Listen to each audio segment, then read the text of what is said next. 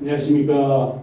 오늘 바쁘실 텐데도 오늘 우리가 앞에 보시다시피 국가 균형 발전과 우울경의 미래를 가지고 오늘이 2회차입니다. 또 이렇게 참여해 주시고 함께 해 주신 여러분들께 먼저 감사하다는 말씀을 드리면서 오늘 사회를 보게 된 희망통닭 회장이면서 소환 인정시장 상임회 회장하고 있습니다. 인사 올리겠습니다.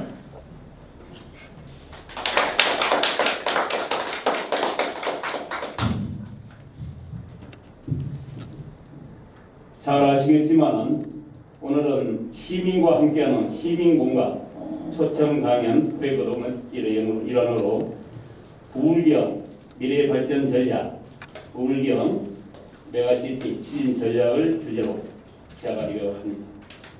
미래사회를 준비하는 시민공감 이사장님으로 계시고 또 잘 아시다시피 가덕도 허브공항 시민추진단 상임 대표로도 계시는 오늘의 유튜버면서 감독이시죠.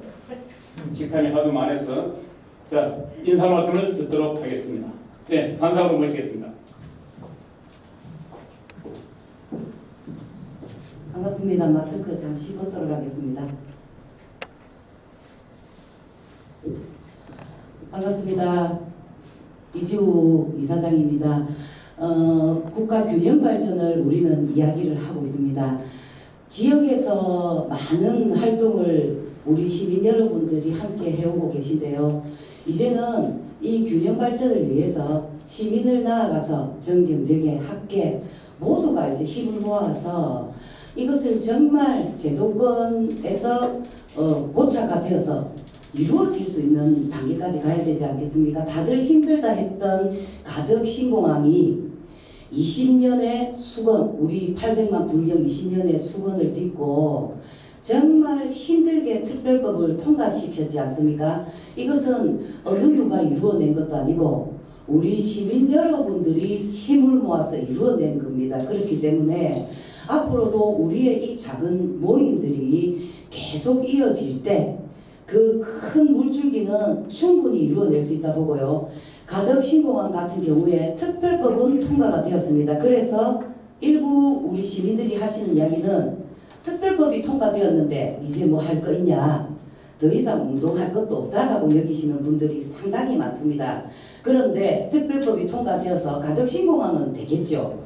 그렇지만 제대로 된 가덕 신공항, 물류 기능까지 할 수 있는 가덕 신공항, 제대로 된 24시간 안전한 공항, 이것을 만들려면 아직까지도 해야 될 일들이 많습니다.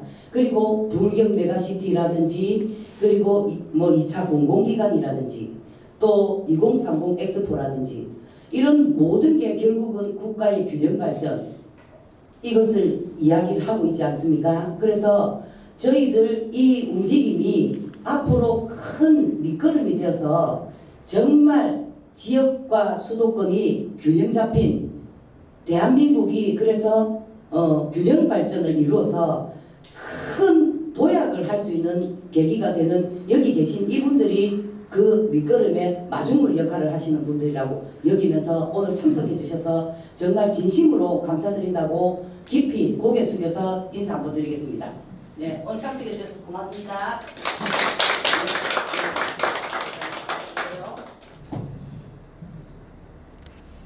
배다시 옵시다. 이지우 이사장님께서 오늘 이 모임이 있다 그런 것은 연락을 받았는데 오셔서 오신 김에 막 축사도 한마디 해주이소 하는 이런 이야기를 곁들였으면 내가 정말 오시는 축사도 준비하고 했을 텐데 갑자기 뭐지 축사하라 그래서 건강합니다. 그러나 제가 시민의 한 사람으로서 부산에 미래사회를 준비하면서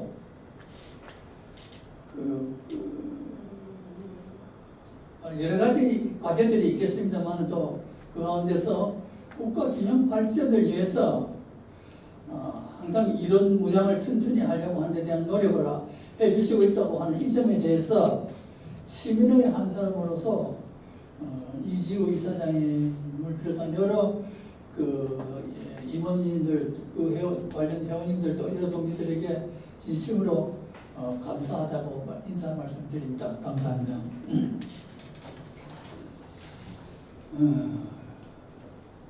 국가균형발전이라는 것은 참 어렵습니다.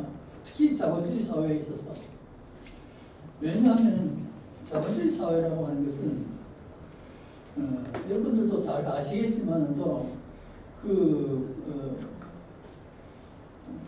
모든 도시가 발전하는 그 근본적인 계기는 그 도시에 보다 더 많은 자원이 투하되느냐 안 되느냐에 따라서 결정됩니다. 이것이 절대적인 도시공학의 원칙입니다. 그럼에도 불구하고 말하자면 사회정책적 경제에서 국가를 어쨌든 균형 있게 발전시켜야 되겠다고 하는 당국자들의 그 염원 또는 우리 국민들의 염원은 또 끊을 수가 없는 것이 또 우리들의 염원입니다. 그래서 우리 부산에서도 다행히 이 국가균형발전이라든지 또는 우리 국가 미래사회를 연구하는 이런 단체라든지 이런 게 있다고 하는 이것을 우리는 매우 자랑스럽게 생각하지 않을 수 없고 또 이런 사회단체가 있어서 우리 부산의 미래 또는 우리 부울경의 미래를 위해서 애를 쓰고 있다고 하는 이 점에 대해서 정말로 속된 말로 늙어가는 사람들 죽어도 배울 배우고 이렇겠다 하는 생각도 듭니다. 여러분 대단히 수고하십니다.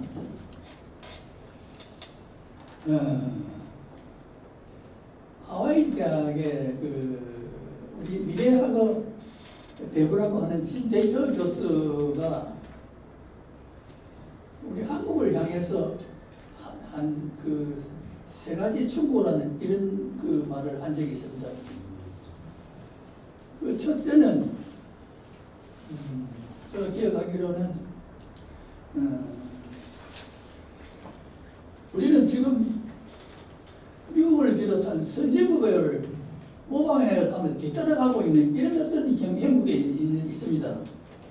그러나 이제 선진국을 모방해서 뒤따라가고 하지 말고 자체적으로 자기 조국의 자기 민족의 처한 그 위치에서 스스로 선진국이 되어가라는 이런 어떤 이야기를 했습니다. 이것은 미래를 준비하는 우리들로서는 상당히 깊이 있게 알아야 될 내용이 아닌가 이렇게 생각되고 또 두 번째는 역시 이것과 연동해서 경제론이라든지 정치론에 있어서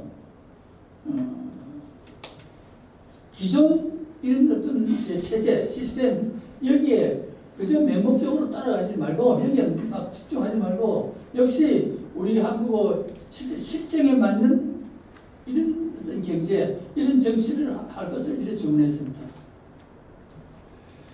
특히 우리 한국어 현실은 분단된 이런 현실이고 분단되었기 때문에 우리나라는 38선 우리 이남 대한민국은 굉장히 쌀이져 있고 북쪽은 굉장히 여유에 있습니다. 실제는 한국민지만 또 우리나라 민족적으로 본다면 반신불수나 다름없는 이런 느낌입니다. 한쪽 몸은 굉장히 비대해 있고 한쪽 몸은 굉장히 약해져 있고 하는 이런 어떤 불행한 것이 우리 계례가 갖고 있는 하나의 고민입니다. 그렇기 때문에 그렇다고 해서 우리가 항상 이대로 있는 것이 아니고 반드시 자주적으로 먼저는 통일해야 되겠다고 하는 이것은 오래전부터 우리 지도자들이 남북과 깔의 계획을 통해서 합의하고 있는 사실입니다. 7.4 공동성명이라든지 또는 남북기본합의서라든지 특히 김대중 대통령의 6기로서는 또 노무현 대통령의 10도서는 가까이는 우리 문재인 대통령의 4.27 판문점서는 이것이 모두가 다 우리 민족끼리 어떻게 한대머리가 되어서 잘 살아보자 하는 이런 어떤 의미가 있는 것인데 그렇기 때문에 우리 남북이 서로가 통일만 된다는 것 같으면 무조건 달성하는 것이 아니고 남과 북의 체제가 완전히 다르기 때문에 이것을 어떻게 하면 잘 슬기롭게 잘 조화시켜 나갈 수 있겠느냐. 그러니까 우리의 사정에 맞는 새로운 경제 이론, 새로운 경제 체제, 새로운 정치 체제를 구현해야 될 것이다 하는 이런 말씀을 남겼습니다. 그래서 그것도 일종의 우리가 미래 사회를 생각하는 우리로서는 그것도 상당히 귀담아 들어야 할 이런 어떤 이야기가 아닌가 이렇게 생각되고, 또 마지막으로는 너무 외교적으로 한쪽에만 너무 치우치지 마라 이런 어떤 이야기를 했습니다. 한미동맹에만 너무 치우치지 말고 외교를 좀 아주 다변화하라는 이런 어떤 그 말씀을 하셨는데, 사실 우리는 지금 한미동맹이라고 하는 이런 어떤 일방적인 이런 어떤 동맹관계에 좀 속되게 말하면 좀 얽매여 있다 해도 과연 아닌 이런 처지에 있습니다. 그래서 미국의 어느 학자는 그 동맹도 추종적인 동맹, 이것이 반드시 좋은 것이 아니다, 이것이 반드시 강한 것이 아니다, 이런 어떤 이야기를 한 어느 교수가 있습니다. 동맹도 동맹답게 좀 더 대등한 입장에서 동맹을 맺고 할 이야기하고, 또 우리는 우리의 이익을 챙겨나가고 이래 돼야 되는데, 지금 현재 우리 사정으로서는 좀 뭐랄까 좀 속되게 말하면 좀 예속적인 이런 어떤 처지에 있는 것이 솔직한 우리들의 사정입니다. 그렇기 때문에 이런 사정까지도 고려해서 우리는 외교를 보다 더 다변화해가지고 모든 나라와 교역을 하고 모든 나라와에서 다 수입도 하고 이래서 잘 살아갈 수 있는 길을 모색하라는 이런 어떤 내용의 그 세 가지 충고를 한 적이 있습니다.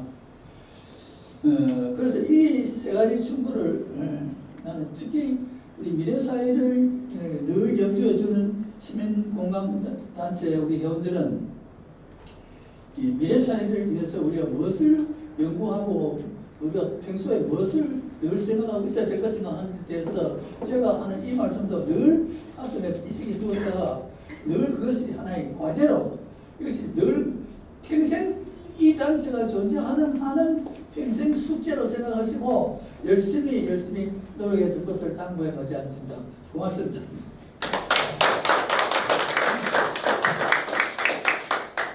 안영철 강의자님 소개하셨습니다. 오늘 자료집에 성실껏 준비하신다고 제가 여기서 부연 얘기는 필요 없을 것 같습니다. 아마 강연자님의 좋은 말씀을 우리가 더 한 페이지라도 더 귀담아 들었으면 오히려 우리가 원하는 국가 균형 발전과 불경의 미래에 대한 속살이 가득 차 있습니다. 자, 다시 한번 박수 드리면서 모시겠습니다.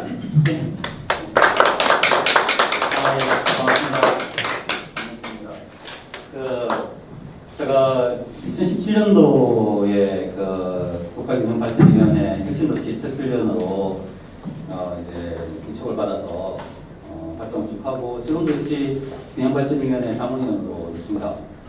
그리고 거의 끝나고 나서는 그 자치분권위원회, 대통령 소속 자치분권위원회의 대정분권위로 활동하고 있고요. 제가 하면서 느낀 점들이 좀 꽤 많이 있습니다. 그때 당시에 저희들이 균형 발전에 대한 방향을 정하고, 균형 발전의 큰 틀로서 혁신도시가 노무현 대통령 시대에 만들어졌는데,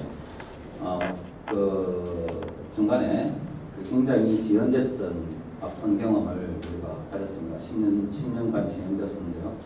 그러다 보니까 혁신도시가 완성되지 못했고, 균형 발전도 굉장히 위기 상황에 처했었습니다. 그것을 해결하기 위해서 산업의 발전이 있어야 된다라고 해서 4차 산업의 성장 능력 지역, 그리고 거점 도시 도파를 목표로 산업이 따라올 수 있는 혁신도시를 만들면 균형 발전이 될 것이라고 해서 저희들이 그런 노력들을 기울여 왔었습니다. 제가 준비한 자료는 몇 가지 있는데, 이런 자료들을 보면서 자료보다는 제가 제가 경험했던 이야기들을 위주로 해서 한번 이야기를 해볼까 생각합니다. 아까 그 존경하는 배다지 선생님께서 그 균형 발전을 이야기하시면서 우리 북한 국력의 동포들, 국력의 지역들도 뺄 수 없다고 이야기하셨는데 큰 틀로서 보면 자치분권이 연방제 수준으로 진행되어만 있다면 국력의 동포들과 함께 연방제 형태의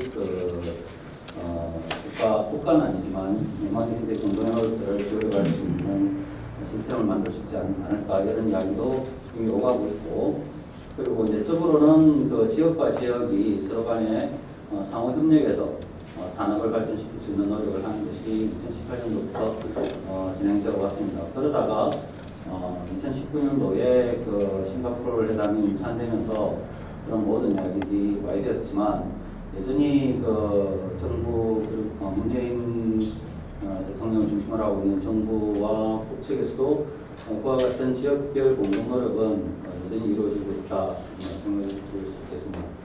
그렇다면 우리가 생각하는 균형 발전이라고 하는 것은 어떤 가치관 속에서 이루어져야 하는가라고 하면 이 옛날에 이명박 대통령 시절에 나왔던 그 5+2라고 하는 그 경제 번역 개발이라고 하는 것이 있습니다. 근데 그게 그때 있었던 것이 아니라 그 이전에 이미 이 균형 발전 내에서 번역별 발전이라고 하는 것이 계획되어져 있었습니다.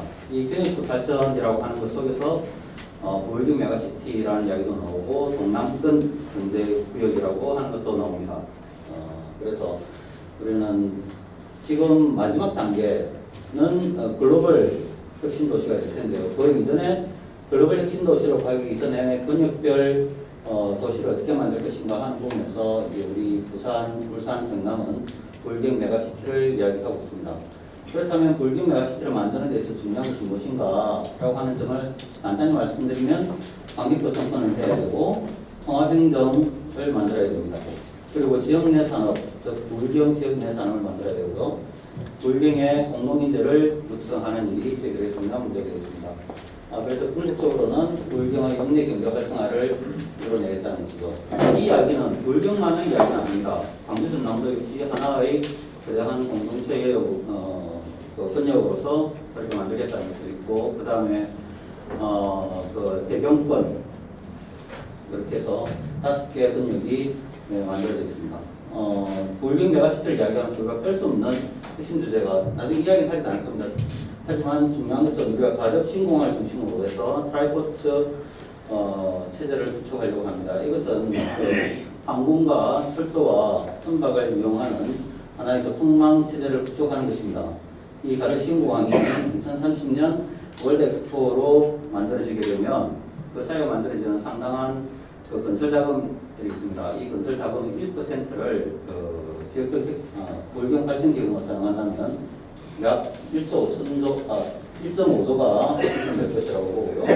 이 1.5조를 지역인재 육성 및 지역산업 육성에 사용하겠다라고 하는 것이 지난 부산 지역 민주당 후보자들의 공약이었습니다. 아마 민주당 후보자들이 물론 민주당 후보자들만 이런 이야기를 하지는 않을 거라고 저는 생각을 합니다. 어쨌든 간에 그 부산의 그 산업을 재편해내고 지역인재를 육성하기 위한 기금을 마련하는 것은 중요한 일이기 때문입니다. 그리고 또 한편으로는 이 부울경 발전기금과 더불어서 이 부울경의 지역 내 경제 선순환 효과를 만들어낼 수 있는 근거를 마련해야 된다고 생각하고, 그러기 위해서는 디지털 지역화폐를 중심으로 해서 중앙의 그 재정권으로부터 독립된 재정 독립을 만들어내야 된다라고 생각합니다. 이제 앞에는 개괄적으로 제 생각을 이야기 드렸고요. 이 목차는 1장 계획수립, 2장 부산의 킹도시 특성, 그 다음 3장 부울경 메가시티, 4장 부울경 추진계획, 5장 글로벌 메가시티로 변형적 예산, 6장 부울경 메가시티 미래상 이렇게 했는데 좀 안 맞는 것도 있지만 용서를 하고 봐주십시오. 먼저 그동안 국토균형발전이라고 하는 내용이 어떻게 진행되었냐 하면 균형발전 계획은 국토부의 계획입니다. 현재 앞에서 말씀드렸던 산업발전이라고 하는 것은 산자부 계획입니다. 그리고 돈은 어디서 오냐면 기재부로부터로 옵니다. 인재 육성은 또한 교육부 사업이고요. 그래서 균형발전은 사실은 멀티플랜입니다. 굉장히 많은 부서가 동시에 참여해야 됐고, 그래서 2018년 2월달에 문재인 대통령께서 균형발전의 비전 선포식을 할 때 7개 부처가 참석해서 회의를 했었습니다. 그럼 국토종합개발계획이 어떤 식으로 이루어지냐면 2차 국토종합개발계획은 지역생활권을 만들겠다라고 해서 위성도시의 확대에 초점이 맞춰졌습니다.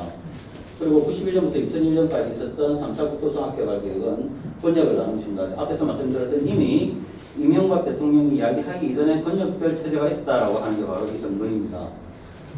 그리고 김대중 대통령, 김영삼 대통령, 김대중 대통령 이렇게 이어서 오면서 만들어졌고, 제4차 국토종합개발계획이 2002년에서 2020년까지 있습니다. 왜 이렇게 기냐 하면 4차 국토종합개발계획은 두 번에 걸쳐서 바뀝니다. 즉, 3개의 플랜으로 나타나게 됩니다. 대통령이 바뀔 때마다 4차에서 문재인 대통령 때 한번 만들어지고, 이명박 대통령 때 만들어지고, 박근혜 대통령 때 만들어집니다. 그래서 이때는 그렇지만 핵심적인 것은 산업인프라를 이전해야 된다라고 이야기했지만 산업인프라는 이전되지 않았습니다. 근데 왜 이명박 대통령 때 균형발전 계획이 무산돼 없어지지 않고, 그리고 박근혜 대통령 때 없어지지 않고 지금 문재인 대통령 시기로까지 넘어올 수 있었느냐 하면 가장 중요했던 것이 노무현 대통령께 이것을 법적으로 묶어버렸습니다. 그리고 2018년도에 균형발전 특별법을 만들어서 더 이상 이건 계속해서 추진해야 되는 사업을 그러니까 불가역적 사업으로 추진계획으로 만들어버린 것입니다. 그래서 이번 정부가 그나마 잘했다라고 할 수 있는 것은 뭐냐 하면 저 불가역적 법적 체제를 갖췄다라고 하는 부분입니다. 내용들은 읽어주시면 되겠죠. 그리고 최준백의 필요성에 부산 부울경이라고 하는 이 지역은 바다를 끼고 있습니다. 그런데 바다를 끼고 있으면서 늘상 하는 이야기가 항만도시를 만들어야 된다, 명품도시를 만들어야 된다, 해양수도를 만들어야 된다고 하는데 집중이 되어 있습니다. 4차 산업의 시대는 단지 해양의 산업을 발전시키는 것만으로는 부족한데, 즉 4차 산업과 더불어서 AR, VR 시스템, 그리고 디지털 시스템, 기타 등등 앞으로 미래의 산업으로 발전해갈 수 있는 많은 요소들이 해양과 결합하면 모르되 해양만을 가지고 발전시키겠다고 하는 것은 굉장히 모순이 있는 것입니다. 그런데 서구 중앙에서 바라볼 때 부산이나 부울경을 생각하면 뭐라고 생각하냐면 그쪽은 해양도시야. 그래서 산업을 떼줄 때는 감히 중앙에서 지방으로 산업을 떼준다는 표현을 합니다. 산업을 떼줄 때는 해양과 관련된 것을 떼준 것이 맞다. 왜? 그쪽 특색이 맞으니까 이렇게 이야기를 합니다.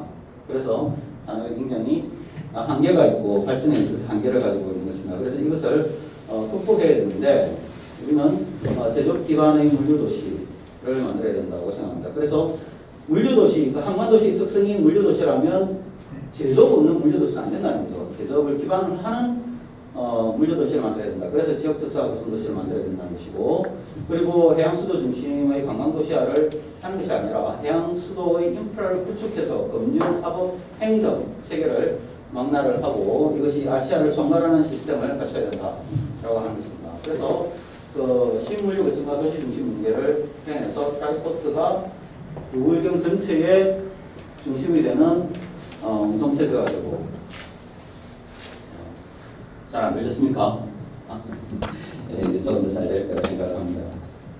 그래서 궁극적으로는 이 부울경을 중심으로 해서 위로 모든 체제가 위와 서울과 만날 수 있는 시스템을 만들어서 적어도 이급 성장 체제를 만들어야 된다고 생각합니다. 이 이급 성장 체제를 중심으로 5대 권역이 다극 성장 체제를 만들어야 된다고 생각합니다. 한 번 더 눌러주십시오.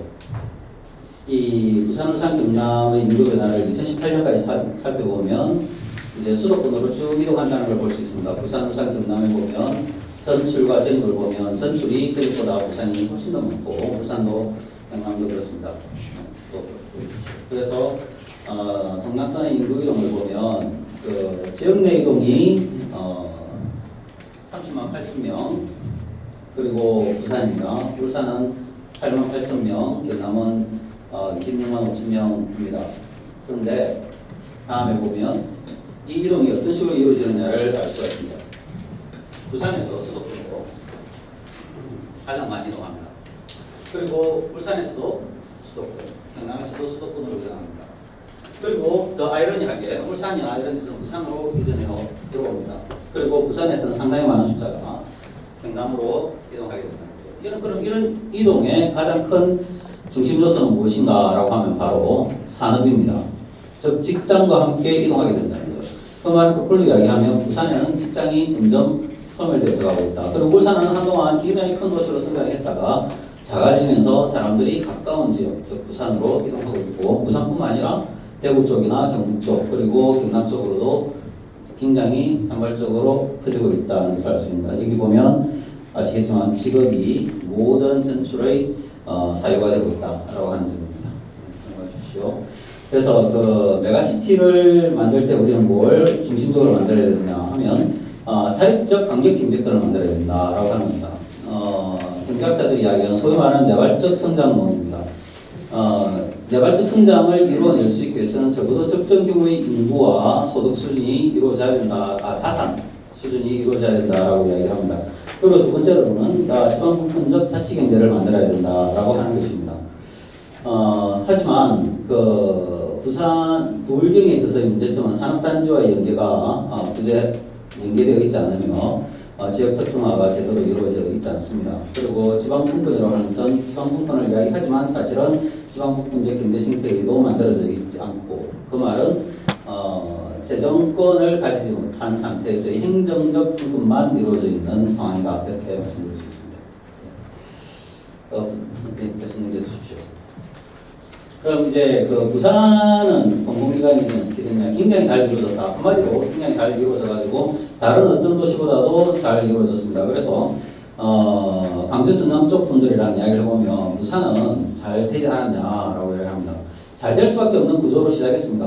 이게 뭐냐면 도시재생형으로 시작했기 때문입니다. 그럼 이런 이 잘 된 것이 부산 지역 전체를 보면 좋은가 하면 꼭 그렇지도 않습니다. 왜냐하면 도시재생형으로 만들어지면서 혁신도시 쪽으로 인구가 몰려들기 때문입니다. 즉, 구역별 필리핀 현상이 나타나는 거였죠. 그럼 다른 도시는 어떻게 생각하느냐? 대구, 경북이나 강주, 성남은 부러워합니다. 그래도 왜? 그쪽은 인구 자체가 사라지고 있기 때문에 그렇습니다.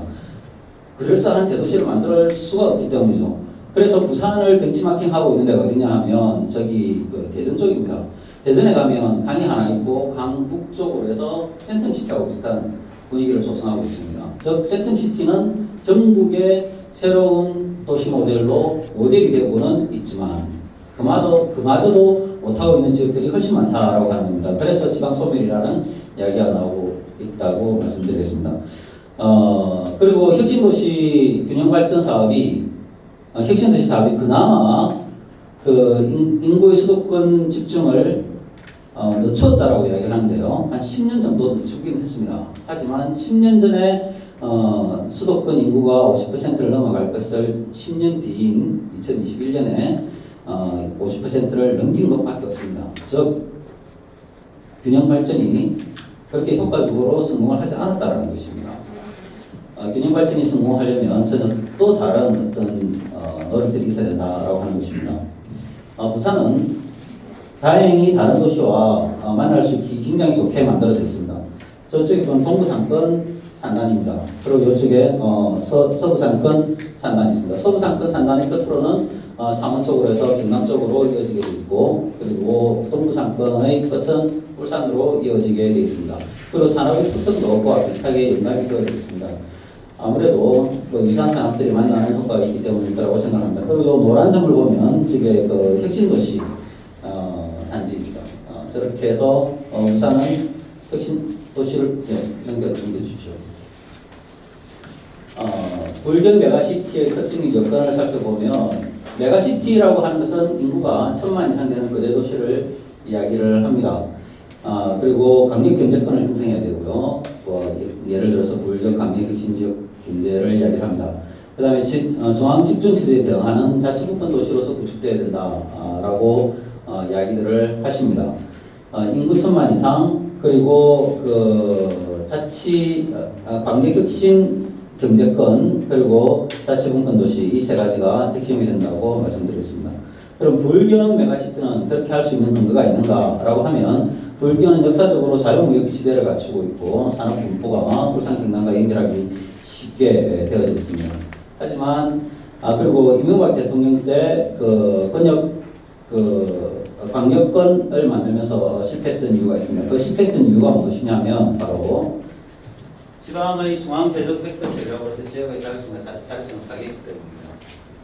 이게 무슨 말이냐 하면 지방이 중앙으로부터 돈을 타오기 위해서 광역권을 만들려고 했다는 겁니다. 지금도 자칫 잘못하면 그런 방향으로 나갈 수 있습니다. 그러면 우리가 재정을 많이 확보하는 게 뭐가 나쁘냐라고 할 수 있지만 재정을 많이 확보한다고 해서 우리의 그 자율적 생태계를 파괴해버린다면 그냥 안 된다는 거죠. 지금 많은 돈을 가져왔다고 부산광역시가 자랑을 합니다. 이번에 뭐 10조를 가져왔느니 뭐 얼마를 더 받아왔느니 몇 조를 더 받아왔느니 이런 이야기를 합니다. 하지만 그 모든 돈이 사실은 중앙에서 컨트롤하는 돈입니다. 지방에서 자율적으로 부산의 발전을 위해서 혹은 만약에 불경이 된다면 불경의 발전을 위해서 사용할 수 있는 돈을 가지고 있지 못하다는 거죠. 정부가 구상하고 있는 전국의 발전 모양에 따라서 만들어줍니다. 균형 발전은 절대 그런 것이 아닙니다. 이 부분에 제가 조금 강조해서 이야기하고 싶은 것은 균형 발전은 우리가 발전하고 싶은 방향에서 다른 도시와 경쟁을 해서 더 나은 특성을 살려내서 발전하는 것이 균형 발전이지 중앙에서 볼 때 부산은 이렇게 발전하는 게 좋겠다. 울산은 이렇게 발전하는 게 좋겠다. 광주는 이렇게 발전하는 것이 좋겠다. 혹은 대구는 이렇게 발전하는 게 좋겠다. 강원은 이렇게 발전하는 게 좋겠다. 이렇게 만들어주는 것이 균형 발전이 아니라는 거죠. 왜 이게 균형 발전이 아닐 수밖에 없느냐 하면 중앙에서 바라볼 때는 수도권의 사람의 관점에서 생각을 합니다. 그러면 가장 핵심이 되는 게 뭐겠습니까? 수도권을 중심에 놓고 다른 지역들이 뭘 하는 것이 수도권과 함께 잘 발전할 수 있는 수단인가 라고 생각한다는 거죠. 그래서 그 폐단이 지금 어떻게 되어 있냐면 공공기관을 이전하니까 서울에는 이전된 자리에 훨씬 더 좋은 것들이 들어온다는 거죠. 이미 구상이 그렇게 되어 있는 겁니다. 뭔가를 저쪽으로 주고 나면 그 자리에는 이걸 다시 넣을 수 있는 어떤 발전 체계를 만들어 놓고 있습니다. 예를 들어서 중앙에 있는 국회의원들은 어떤 생각을 하겠습니까? 자기들이 표를 주는 주민들을 생각해야 되겠죠. 그럼 주민들이 사는 지역에 아주 중요한 기관 하나가 지방으로 이전한다고 해보십시오. 그럼 그 지역 주민들은 반대하지 않겠습니까? 예를 들어서 거기에 뭐 한 5,000명 정도의 직원들이 있는 기관이 이전해간다. 그럼 그 상권이 무너지잖아요. 그럼 그 사람들이 자기 지역의 국회의원들이 뭐라고 요구하겠습니까? 그 지역에 적어도 그만큼의 뭔가를 만들어 달라고 하면 국회의원들은 뭐라고 이야기하겠습니까? 그보다 더 좋은 거 해드리겠습니다. 이게 그냥 삶 살아가는 이치입니다. 그러면 거기에 대한 플랜을 보고 그게 진행되는 걸 보면 이전해도 된다라고 이야기하겠죠. 서울 사람들은. 그럼 우리는 어떻게 하겠습니까? 없던 데서 오는 거잖아요. 그리고 뭐라도 오면 좋겠다라고 생각을 하겠지만 그러지 않습니다. 그렇다면 어떻게 해야 되느냐 하면 기관을 해야 된다고 할 때 그렇게 기관을 이전한 것이라 앞으로 국가가 발전하는 계획을 지방과 함께 세워서 우리 지방에는 이런 기관들은 앞으로 만들어질 기관이 여기 오는 것이 타당하다. 이렇게 요구가 되어야 된다는 거죠.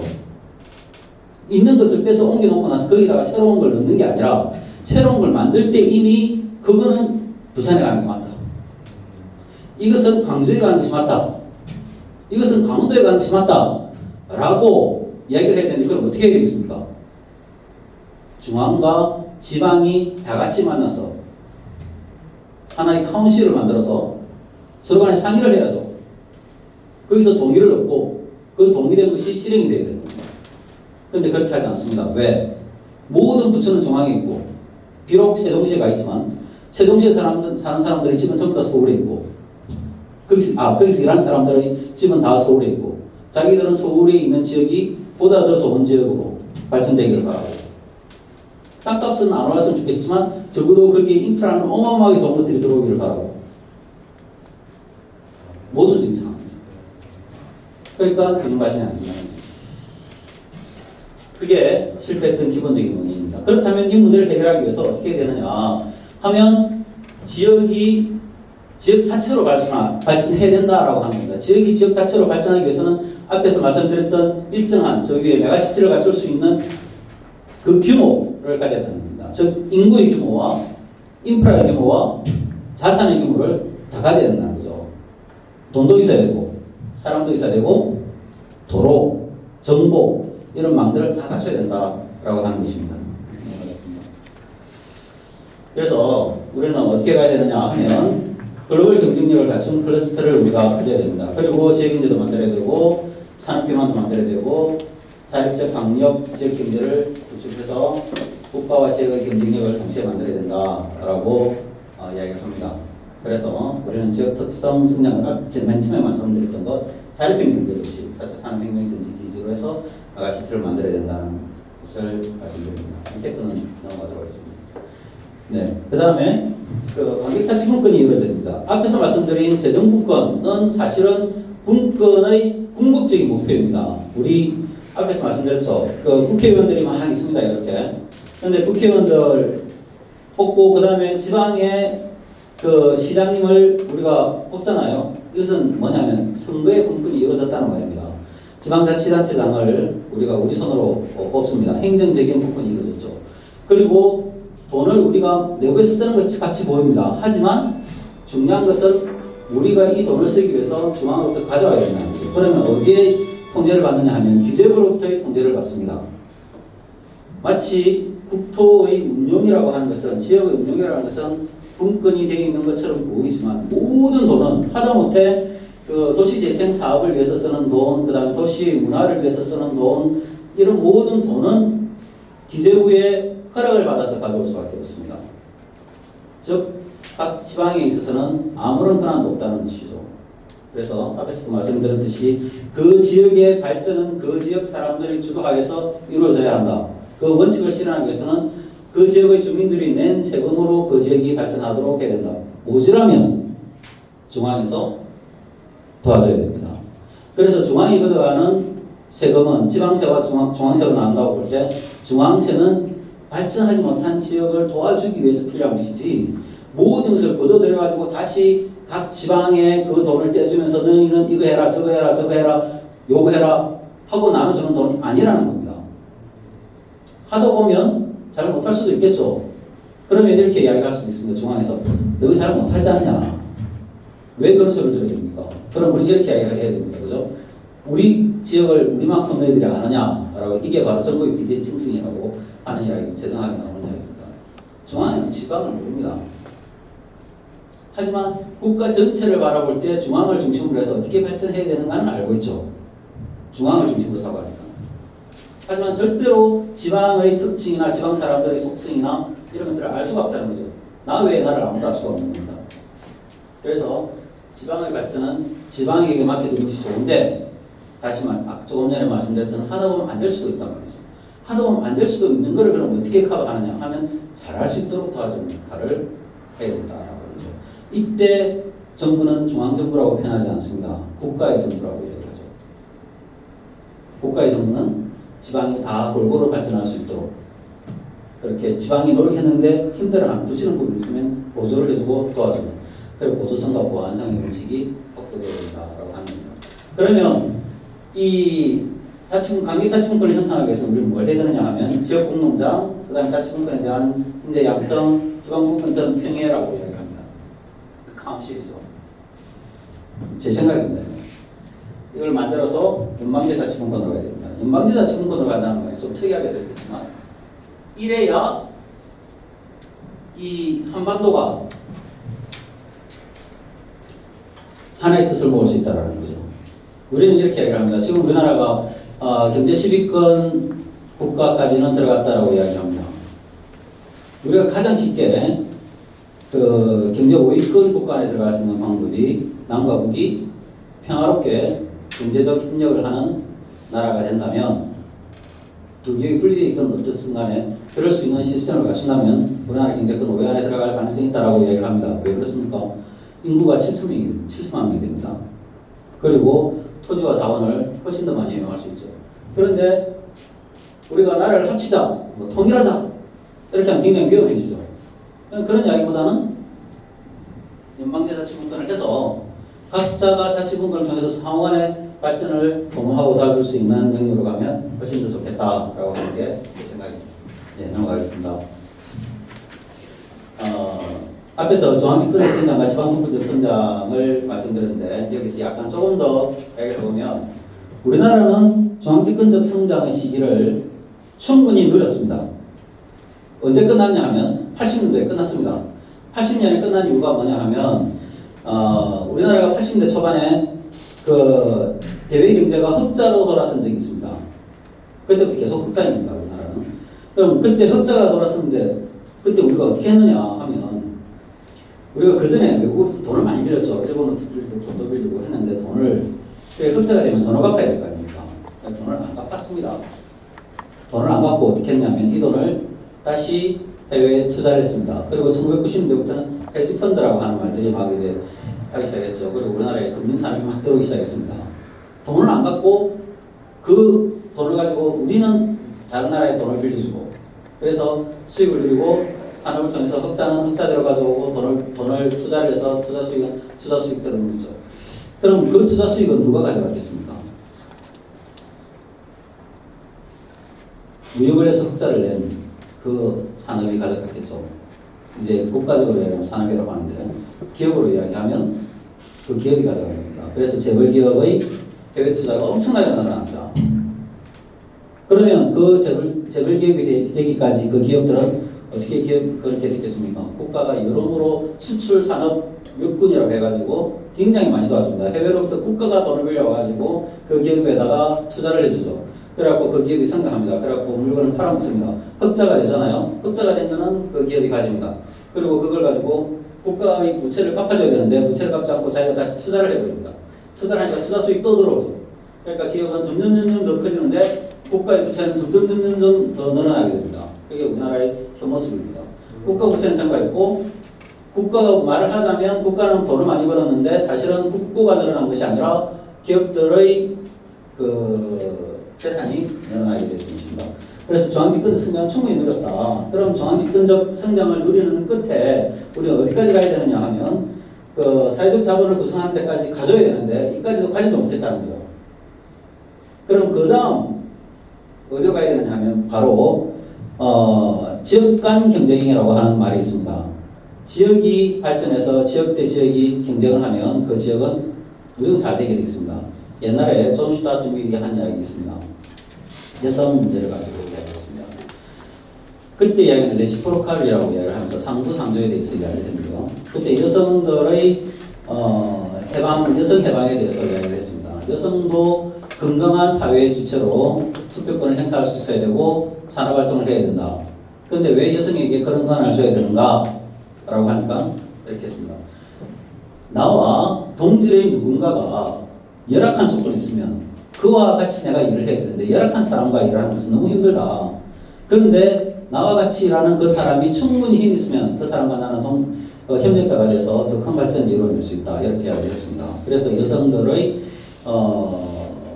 자유롭고 해방적인 삶을 살아가도록 하는 근거를 이야기했습니다. 그럼 우리는 수도권과 지방의 관계를 이야기해보면 어떤 생각을 가져야 되느냐 하면 수도권의 파트너가 어디냐 하면 해외가 아니에요.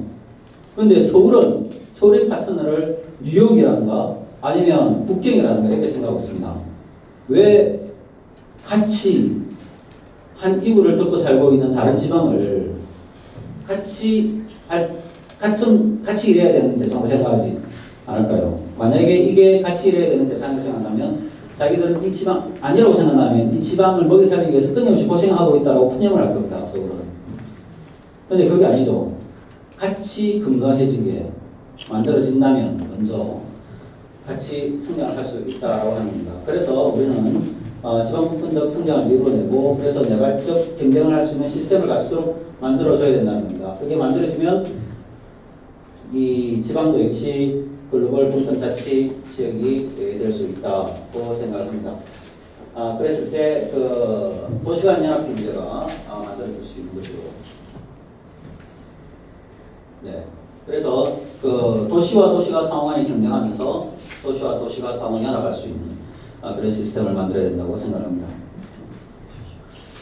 그러면 메가시티의 그 추진력은 어디서 나오는가? 저는 전혀 다른 행정체제를 생각합니다. 우리가 지금 시장을 중심으로 하는 행정체제를 이야기하면서 각 부산시도 그렇고 울산시도 그렇고 도지사가 있는 경남도지사도 그렇고 그렇게 만들 수 있습니다. 하지만 그걸 하자 그러면 어느 도시도 서로 힘을 합치지 않을 겁니다. 그럼 누가 중심이 되어야 되느냐? 공동사무소를 만들고 지금 공동사무소는 만들어졌습니다. 얼마 전에 협약을 체결했습니다. 그것을 움직이는 분들은 각 지역을 움직일 수 있는 자문위원회 분들이 움직여야 됩니다. 자문회의를 만들어서 그 원로회의 같은 형태의 운영 시스템을 갖추는 것이 좋겠다라고 생각을 합니다. 이 원로회의에서는 자치분권평의회와 그 다음에 각 대학기구 그리고 자치공무원장 그리고 그 기업 이런 쪽에서 들어와서 여기서 의사결정을 내리는 시스템을 가져야 된다라고 생각합니다. 그래서 맨 처음에 생각해보면 이제 혁신도시, 부산이라고 하는 혁신도시를 예를 들어서 하나의 경제체제를 갖추는데 운영혁신, 동산센터의 혁신을 하나의 축으로 하고 그 주변 산업을 이제 해양산업만이 아닌 여러 다양한 산업들로 육산하는 방안을 생각하고 있습니다. 그리고 그 혁신 클러스터를 만들어 나가는 것이 중요하다고 생각합니다. 혁신 클러스터를 만드는 데는 중소기업의 협동조합도 만들어내고 창업기업도 만들어내고 대기업의 유인책도 만들어내야 된다고 생각을 합니다. 그리고 그 함께 잘 사는 시스템을 만들기 위해서 이제 문화복지를 확대해서 도시별 문화복지 체계의 메가시티화, 그다음 교통 체계의 개선. 이것은 KTX 도시별 역세권화 및 그런 원활한 교통 체계를 구성하는 것이고 남동의 KTX 시대를 위한 부전역 KTX 완성역도 만드는 것입니다. 그리고 불경 연결 고속도로 체계를 거치면서 톨게이트 위주의 복층도로와 같은 것도 생각을 해볼 수가 있습니다. 물론 이런 복층도로와 이런 건 이제 제 생각인데 국가에서 하는 것은 뭐냐 하면 미용자 발전을 이야기를 하고 있습니다. 미용자 발전. 미용자 발전이 뭐냐면 광주, 함양, 그리고 부산으로 이어지는 남해권 KTX, 그 다음에 그 위로 전주, 중간은 모르겠는데 그 대구로 이어지는 KTX를 만들어서 미용자형으로 박스를 만드는 겁니다. 여기까지 만드는 것인데 저는 사실은 여기에 그 충북이나 뭐 경북 저쪽 구리 이쪽 지역은 크게 고려하지 않아야 된다라고 생각합니다. 왜냐하면 지금 수도권의 스피드오버 현상이 시작됐습니다. 이제 인구 50만이 넘으면서 스피드오버가 시작됐는데 그 스피드오버의 효과를 어디서 가져가고 있냐면 바로 세종시 그리고 대전시 그리고 충북 지역들이 가져가고 있으면 충분히 가져가고 있습니다. 제가 가보고 깜짝 놀랐습니다.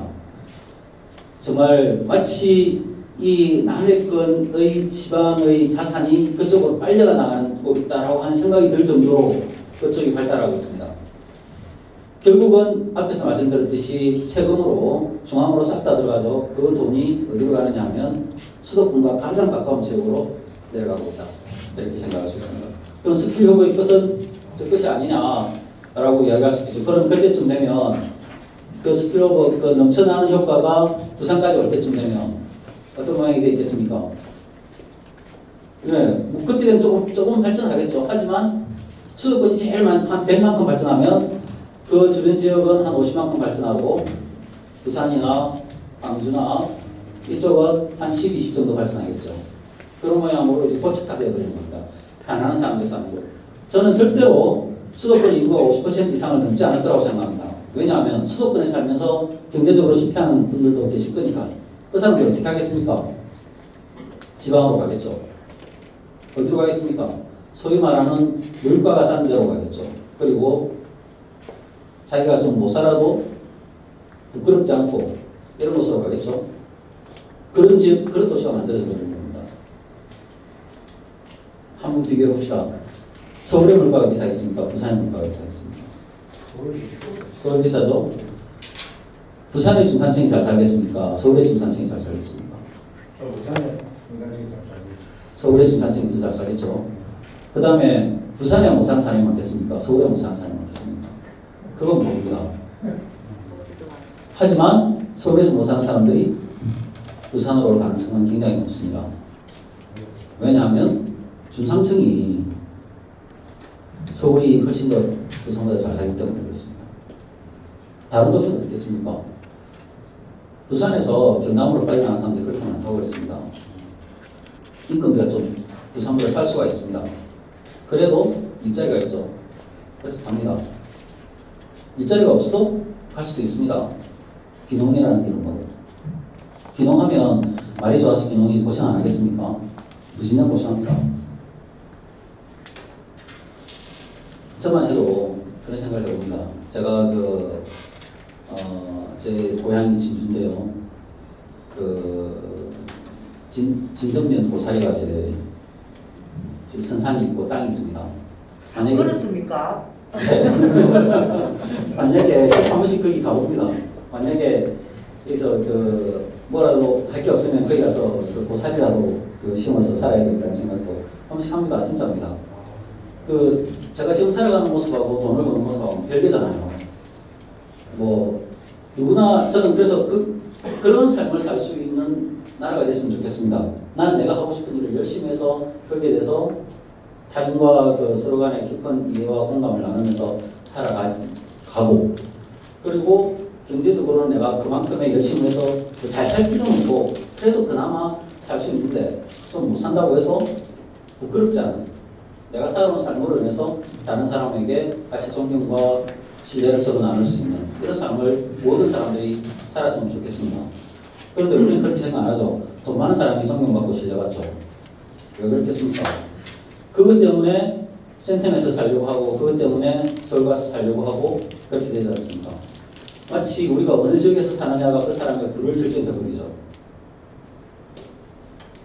그런데 제가 이야기하는 것은 이게 일반적인 사람들의 사고이고 그 사고 때문에 가난해진 사람은 서울에서 살기가 힘들어진다는 겁니다.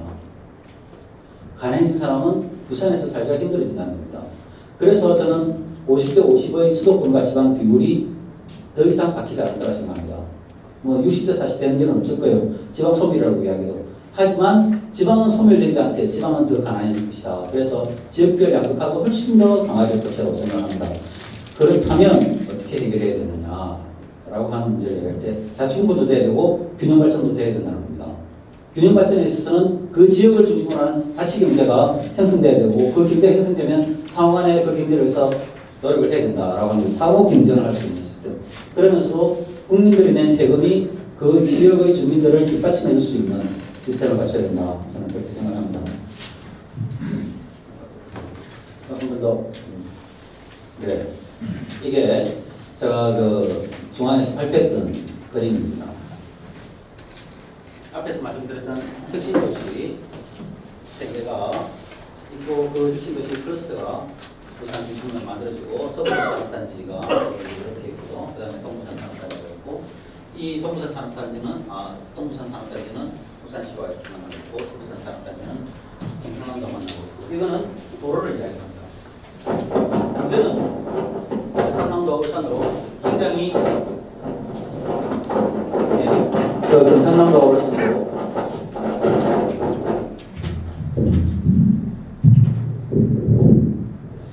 경상남도 울산으로 용이하게 연결이 될 수 있어야 된다는 거예요.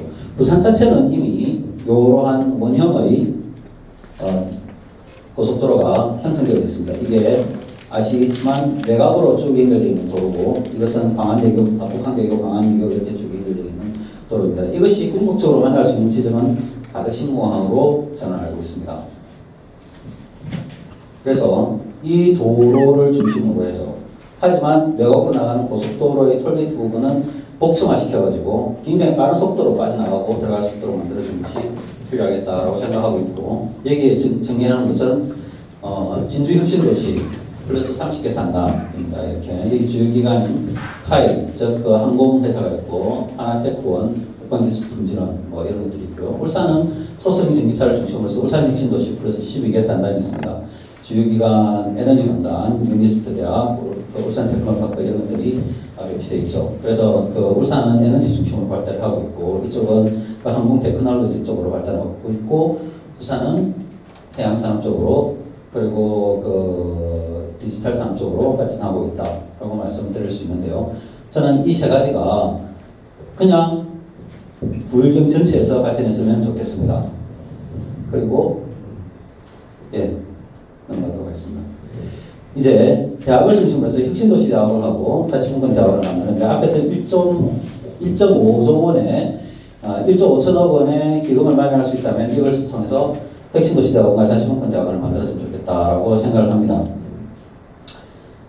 이 대학원을 졸업한 사람들이 각 지역, 저는 이 대학원을 졸업한 사람들은 리더 역할을 할 뿐이지 일반 대학이 없어야 된다 이런 이야기 아닌데, 그럼 일반 대학을 졸업한 대학생들은 어떻게 해야 되겠습니까? 그냥 굉장히 현실적인 객관적으로 이야기를 해야 됩니다. 이럴 때는 좋은 대학도 있고 안 좋은 대학도 있는 거죠. 그리고 고등학교만 졸업한 사람들도 있습니다. 그러면 좋은 대학만 나온 사람만 이런 데서 일을 할 수 있게 한다? 그러면 고등학교 나온 사람들은 어디로 가야 되겠습니까? 아니죠. 그래서 불경 메가시티가 되는 거예요. 중요한 거는 뛰어난 인재를 취업시키는 좋은 회사만 있었을 것이 아니라 안 좋은 대학 나왔거나 아니면 고등학교를 나왔어도 자기들이 미래의 삶을 위해서 자기의 삶의 근거를 마련할 수 있는 직장이 있어야 된다는 거죠. 즉 다양한 직장이 있어야 됩니다. 다양한 산업이 존재하고 있어야 되고요. 다양한 직종이 있어야 됩니다. 한 도시에는. 그러려면 규모가 커야 되고요. 그런 사람들을 수용할 수 있는 다양한 산업들이 들어와도 되고, 더 중요한 건 앞에서 말씀드렸지만 거기서 일하는 사람들이 부끄럽지 않고 자기가 거기서 성실하게 일한 것으로 대접을 받을 수 있고, 그리고 자기가 이 외에 사회를 위해서 봉사하고 사는 삶에서 존경을 받을 수 있는 그런 사회가 만들어져야 된다고 생각합니다. 그런 사회는 그냥 오지 않습니다. 여기 계신 분들이 의식적으로 노력을 하고 그런 사회를 견인해 나갈 때 그런 사회가 온다는 거죠. 그래서 그런 정신적인, 인문학적인 사회를 만들어내기 위한 노력도 해야 되고, 그리고 그런 산업을 만들어낼 수 있는 노력도 해야 됩니다. 왜? 그럼 또 특화된 산업을 발전시키는 사람들도 있어야 되잖아요. 뛰어난 전문가도 있어야 되잖아요. 이런 이야기를 합니다. 그 기업이 들어오면 전문가가 없다. 지방에. 진짜 없겠습니까? 생각을 안 하겠죠. 그냥 서울에서 이미 고등학교 때부터 평가를 받아서 좋은 대학에 가 있는 사람들을 데리고 쓰는 게 좋다라고 생각하겠죠. 그리고 서울에 있으면 적어도 외국어는 훨씬 더 잘 쉽게 배울 수 있으니까요. 그래서 서울에 있는 사람 데리고 쓰는 것이 유리하다고 하겠죠. 그런 것들을 해줄 수 있는 기초 기반을 우리가 갖추고, 부산에서 또는 울산이나 경남에서 태어나서 자라고 대학을 나온 그 학생들, 그리고 고등학교를 나온 학생들도 그와 동일한 대접을 받아서, 그와 동일한 대접이라고 해서 서울에서 나온 것과 동일한 대접을 받으면서 그 일을 할 수 있는 여건을 만들어야 된다고 생각을 합니다. 그 다음에 이제 중요한 것은 이제 분권을 어떻게 만들어낼 것인가라고 하는 것인데요. 자치공무센터를 만들어야 된다고 생각합니다. 불경 전체를 아우르는 약 한 30개 정도의 자치공무센터. 그리고 이 모든 것을 이어내는 자치분권 평의회를 만들어야 된다고 생각합니다. 왜 자치분권 평의회를 만들어야 되느냐 하면 중앙의 자치분권위원회라고 하는 게 있습니다. 자치분권위원회는 전 지역의 사람들이 다 모여 있습니다. 그런데도 불구하고 의사결정은 중앙을 중심으로 의사결정되고 있습니다. 이유인즉슨 공무원들이 거기서 이제 공공 서비스를 해주는데요. 생각이 안 바뀝니다. 그럼 이 사람들과 상대를 해서 생각을 바꿀 수 있는 것은 뭐냐 하면 바로 이러한 그 메가시티를 만들거나 아니면 강력한 경제체제를 갖추었을 때 그 경제체제를 움직이는 사람들이 이미 자치와 분권의 핵심 멤버가 되어 있어야 된다는 거죠. 그래서 그분들이 이야기를 해서 우리 불경에는 이런 것들이 필요하다. 이런 식으로 발전을 시켜 나가겠다라고 하는 구체적인 플랜을 만들어서 전문가가 되어서 그것들을 이야기를 해줄 수 있어야 된다는 거죠. 그래서 자발적 특단 행동을 조직하고 공공 경제 체제를 구축하고 그래서 전문가 회의를 실시할 수 있어야 된다라고 생각합니다. 그래서 그 지방행정수장에게 정치적 중립을 요구하고 필요하다면 그 입법 개선까지도 수행할 수 있는 그런 역할을 해야 된다고 생각합니다. 예, 이제 돈이 들어가는 걸 이제 쭉 제가 계산을 해봤는데요.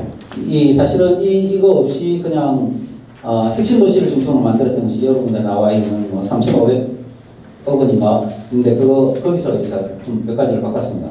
핵심 도시 인프라 구축하는 건 바뀌지 않았고 국가대 핵심 도시 바꾸는 또 바뀌지 않습니다. 하지만 메가시티를 만들어서 발전 자본을 만들어내는 것은 약 10조 원 정도로 예상이 되고요. 자치분권 도시 만드는 건 또 이건 행정적이기 때문에 별로 들지 않습니다. 하지만 글로벌 메가시티 만드는 건 20조 원 정도로 예상했습니다. 그럼 왜 이걸 그렇게 크게 잡았느냐라고 하면 사실은 엑스포를 중심으로 잡았습니다. 이 글로벌 메가시티 만드는 것은 20조 원에다가 엑스포가 진행되고 나면 우리가 벌을 수 있는 단기적 수익이 43조라고 이야기를 합니다. 20조 투자해서 43조 번다고 이야기를 합니다. 그럼 요 메가시티, 요는 뭘 기점으로 잡았냐면 가덕신공항을 중심으로 잡았습니다. 가덕신공항에 들어가는 돈이 이 가덕신공항만 이야기하면 10조라고 이야기를 합니다. 그런데 가덕신공항 주변 인프라까지 이야기하면 수십조가 된다라고 이야기를 하죠. 이렇게 이야기를 하고 있습니다. 예. 4차 국토종합개발 계획에 나오는 기존 도시권 위성 전략은 이렇습니다. 대도시를 중심으로 해서 중소도시를 만드는 겁니다. 위성도시 체제를 1980년대에 이 시스템을 갖추었습니다. 아마 여러분들 아시다시피 87년도에 88년, 89년도에 부산에 상당히 많은 기업들이 해외로 나간 걸 기억하실 겁니다. 전표신발이라든가 뭐 기타 등등 이런 것들이. 그때 위성도시를 만들어야 된다라고 했던 플랜이 이거였고, 위성도시라는 말이 빠지고 대신에 중소도시라는 말이 나오면서 이렇게 됐습니다. 옛날 체제라는 거죠.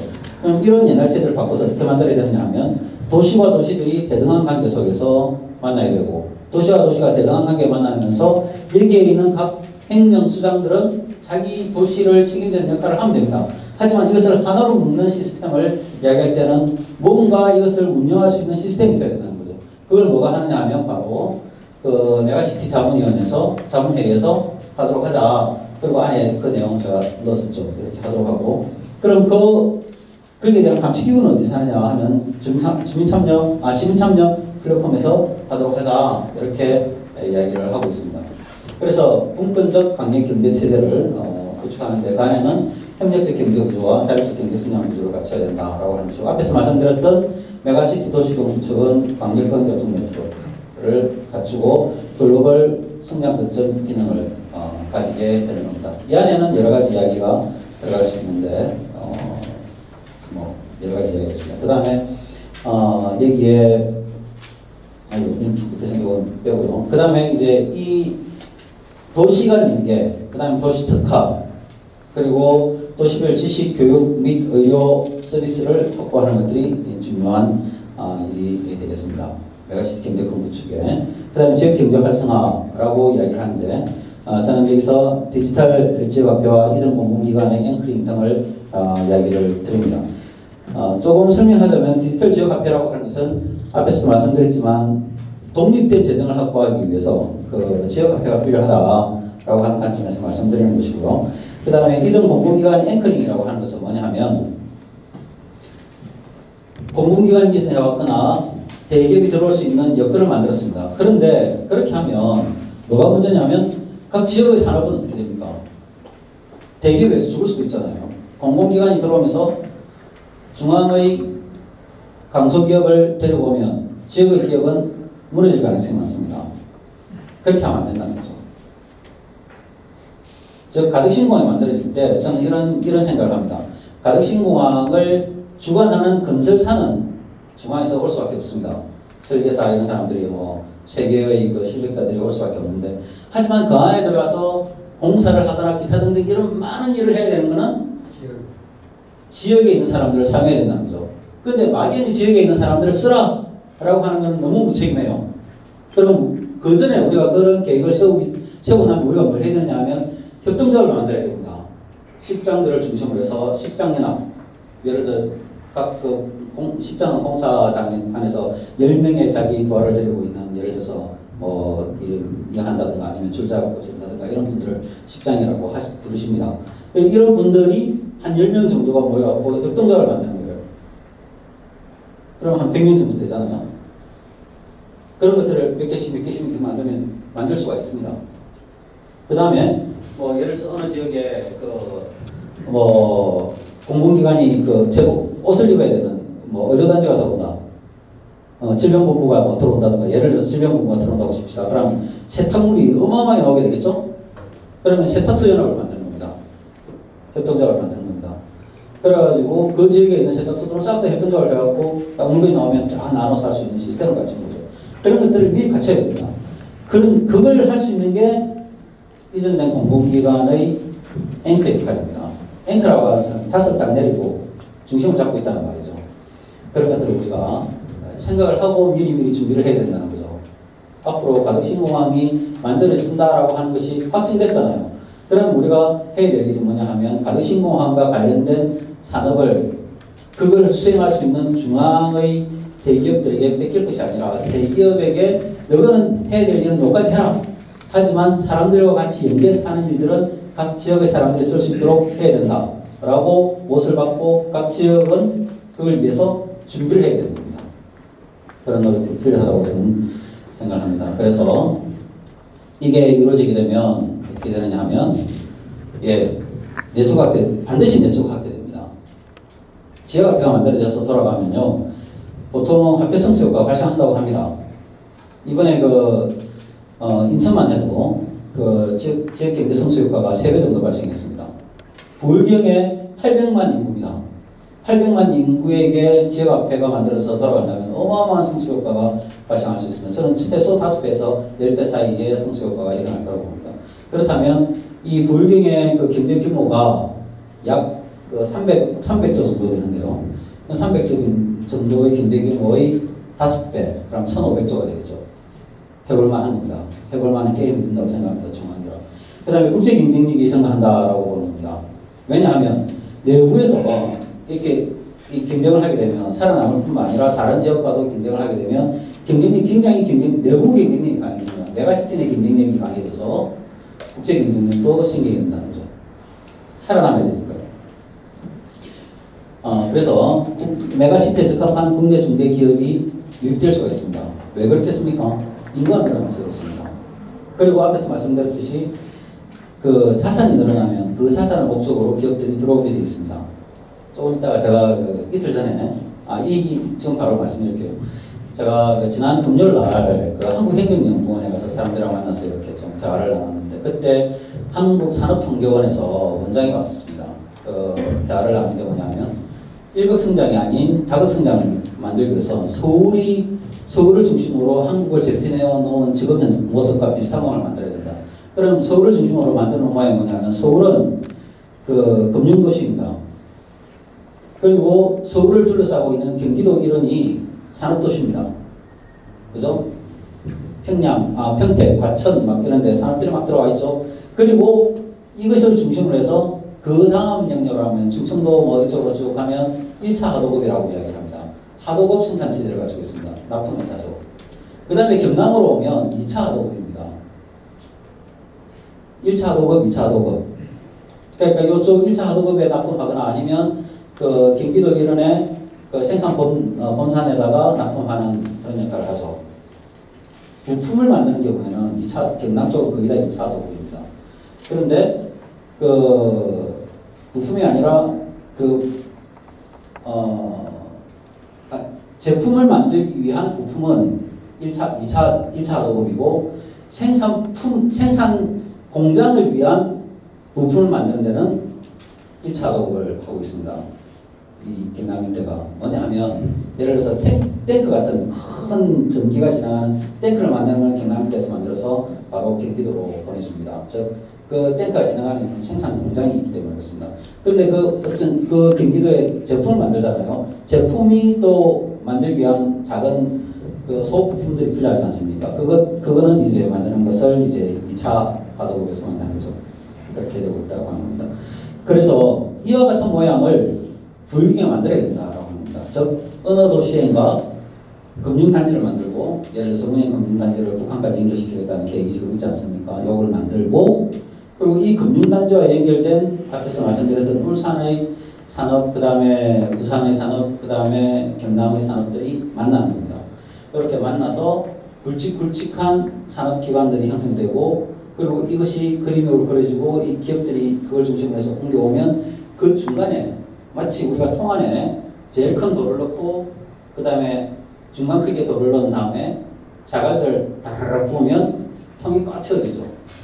이렇듯이 우리는 틀을 만들어 놓고 그 안에 기업들이 들어올 수 있도록 유인하는 겁니다. 즉 금융과 중대기업 그리고 그 안에 하도급으로서 중소기업들을 넣는 방식으로 할 수 있겠느냐 했더니 통계적으로 만들어 보는 게 유의하겠다 이렇게 됐습니다. 얼마나 느슨한지 얼마나 꼭 촘촘하게 짜여져 있는지를 살펴보는 내용이었습니다. 그런 것도 만들어서 넣으면 좋겠습니다. 그리고 광역자치분권 도시를 만들어야 되는 것은 앞에서 말씀드렸지만 이 중앙분리가 아닌 자립적 자치분권 도시, 분리가 아니라 자립적 자치분권 도시를 만드는 것이고 일극체제에 대응하는 또 다른 성장 거점을 만드는 것이고 중앙집권 국가체제에 대응하는 연방제를 형성하는 것입니다. 그렇게 되면 인구가 증가하고 그리고 또 한편으로 그 정주 여건 문제를 이야기를 합니다. 부산이 도시재생행이다 보니까 정주 여건이 굉장히 좋다고 이야기합니다. 근데 이 평가는 어디서 하느냐면 수도권을 뺀 수도권 평가 대상에 들어가지 않았습니다. 다른 지역과 비교해봤을 때 부산이 제일 좋다라는 평가를 받았습니다. 부산이 제일 좋아봤자 서울보다 못합니다. 그래서 부산으로 공공기관 이전해서 내려온 직원들은 서울을 그리워하죠. 그죠? 왜 그렇겠습니까? 앞서 말씀드렸잖아요. 서울에서 기관이 이전하면 빠진 기간에는 그 기간이 빠져나간 자리에는 훨씬 더 좁게 들어온다는 거예요. 그래서 부산에 살다가 서울 가보면 한 3, 4년대에 가보면 자기가 살던 지역이 훨씬 더 좋아진 거예요. 그럼 배가 아프겠죠. 왜? 자기가 이사 나오니까 그 동네가 비싸졌다는 거예요. 근데 그럴 수밖에 없습니다. 앞에서 말씀드린 논리에 따르면. 그죠? 왜? 빠져나와서 훨씬 더 좋은 게 들어왔으니까. 그 주변 인프라가 훨씬 더 좋아질 거 아닙니까? 땅값이 올라가죠. 부산에 와보니까 땅값도 안 오르고 그런 일이 벌어지는 겁니다. 네. 그래서 제가 그 정주 여건 이야기를 하다가 정주 여건이 그다지 아무리 좋은 정주 여건을 부산 차원에서 뭐 마련했다 하더라도 자기들 양이 안 찬다는 거죠. 그럼 이걸 정주 여건을 좋게 만들려면 어떻게 되느냐 하면 정주 여건을 형성하는 돈을 그냥 그 지역 주민과 그 이전된 공공기관의 직원 가족들에게 주라는 겁니다. 그냥 주라는 거예요. 그럼 뭐 개인에게 어떻게 주냐? 개인에게 주라는 게 아니죠. 그 사람들에게 그럴 수 있는 자치기구를 만들어라는 거죠. 돈을 받을 수 있는 그릇을 만들어서 우리는 우리 회의를 통해서 이 지역을 발전시키겠다라고 하는 플랜을 세우라는 겁니다. 플랜까지 안 세워도 돼요. 돈을 줄 테니 이거 너희들 돈 몫이야. 그걸 가지고 발전시켜 라고 해줘야 된다는 거예요. 서울에 있는 돈을 떼서 주겠다 이런 논리는 안 된다는 겁니다. 그걸 뭐 유치원을 만들어 줄게 뭐를 만들어 줄게 이런 논리 죽게는 안 된다는 거예요. 죽게는 너희들이 해라라고 해야죠. 해라는 죽게는 내가 만들어 가지고 내 돈 써서 내가 만들어서 탁 올려주는 거지만 해라는 돈 자체를 주는 겁니다. 하지만 하기 전에 조건이 하나 있는데 뭐냐면 너희들이 그걸 할 수 있는 그릇을 만들어라 라고 이야기를 해서 줘야 된다는 거죠. 그럼 결국 뭐냐? 자치입니다. 그래서 저는 이제 이야기가 다 됐는데요. 끝났을 겁니다. 한번 눌러주십시오. 끝났습니다. 예, 감사합니다. 제가 다시 이 이야기 통해서 전반적으로 하고 싶은 이야기가 뭐냐면 균형 발전은 자치분권과 같이 가야 됩니다. 그리고 균형 발전은 절대로 자치 경제가 중심이 되어야지 중앙에서 국가 전체의 경제 발전이라고 하는 틀은 균형 발전이 아니다. 국가가 국가 전체의 경제 발전이라고 생각하는 틀을 구성하는 순간에 그것은 수도권을 중심으로 해서 엘리트 도시의 발전을 이야기하게 된다는 거죠. 그것을 위해서 소모적으로 존재하는 지방 도시들만 남게 됩니다. 그래갖고는 균형 발전, 우리가 생각하는 균형 발전이 이루어지지 않습니다. 균형 발전은 절대로 이 지역을 나를 제일 잘 아는 사람은 솔직하게 나를 바라보는 나이듯이 이 지역을 가장 잘 아는 그 사람들은 바로 이 지역에서 살고 있는 사람들이고 그 사람들이 자기 지역을 솔직하게 바라보고 문제점과 장점을 파악하고 발전해 나갈 방향을 고민하는 사람들입니다. 개인적인 이익을 위해서 고민하는 것이 아니라 그런 고민이 있을 때 그 고민을 하는 사람에게 할 수 있게끔 돈을 주는 것, 이게 균형 발전입니다. 그들에게 직접 하라고 하는 겁니다. 그럼 그걸 하는 사람들은 뭘 만들어야 되냐 하면 그걸 할 수 있는 그릇을 만들어야 된다는 거죠. 즉 모여서 논의하고 솔직하게 논의하고 솔직하게 발전 계획을 세우고 그래서 우리는 이렇게 발전하겠다라고 해서 전문가를 모셔서 같이 고민을 해서 틀을 만들고 그리고 이걸 하겠다라고 했을 때 국가에서 심의를 해서 돈을 줘야 됩니다.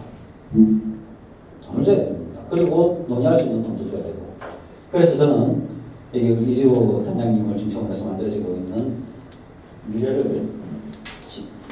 미래 사회를 준비하는 시민운동이라고 그러죠. 즉 바로 이런 모임이 되어야 된다는 거죠. 미래 사회를 준비해야 됩니다. 우리가. 그것은 뭐냐면 이와 같이 그릇을 만들어야 된다는 거죠. 같이 논의하고 같이 고민하고 미래 발전 상황에 대해서 서로 간에 의견을 내놓고 거기에는 솔직한 내 마음이 담겨져 있고 그런 그릇이 만들어졌을 때 우리는 무엇을 해야 될지 알게 되고 그것을 할 수 있는 그릇을 그 모양을 만들어서 중앙동으로 들고 가고 하다가 실패할 수도 있어요. 실패를 하면 국가가 도와주고 그게 아름다운 나라라고 생각합니다. 네, 감사합니다. 시민 건강 화이팅! 화이팅! 화이팅!